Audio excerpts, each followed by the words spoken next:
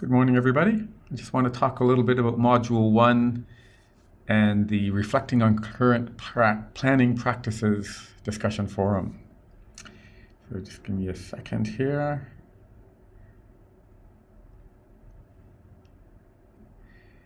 I did read through several of your posts and I've left a few comments, and we'll try to comment on a few more before next Friday, which is the deadline for the comments.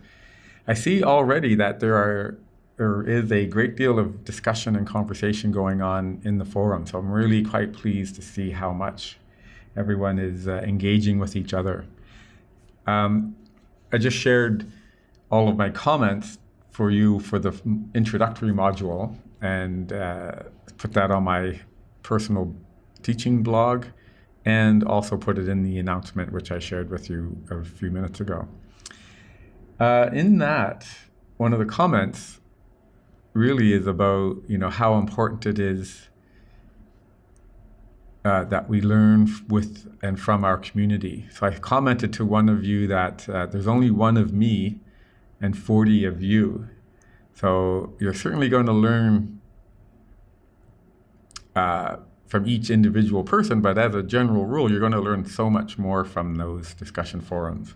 Anyways, I really wanted to just talk about this article. I'm going to share it now in the announcement with the video that is coming out. It matters who the teacher is. So I've got that highlighted down here. According to this article, it matters who the teacher is. It says here, teaching is done by a person. So it matters who the teacher is. So if you look through this article, it talks about teaching as scholarship.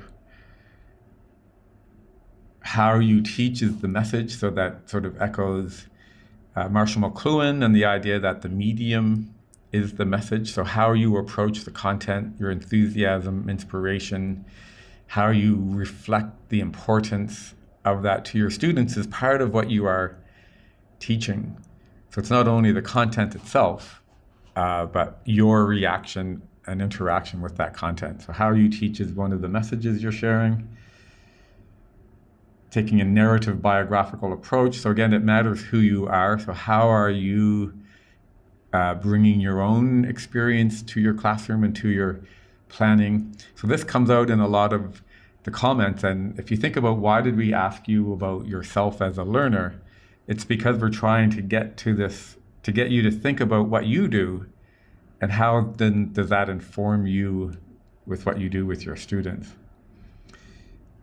Self-understanding and subjective educational theory. We try to, take a cultural humility approach and be free from bias, but we all have our own biases and perceptions and so forth. So we need to think about that and just address it. Subjective educational theory, understanding ourselves. Again, that's why we have that initial post.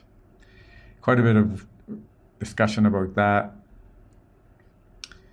And then when we get down here, comments about commitment and vulnerability, or the idea of being willing to take some risks in your classroom and share your ideas. If I think about Paulo Freire's work in the pedagogy of freedom, you have to really think about the idea that, as he says in his text, the liberated educator shares their ideas for all to see, and then welcomes the comments of his students or her students on those ideas.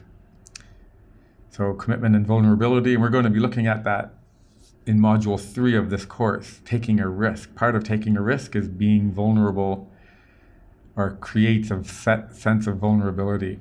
And then we're going to reflect on all of that, embrace risk, and you're going to tell us what you've done.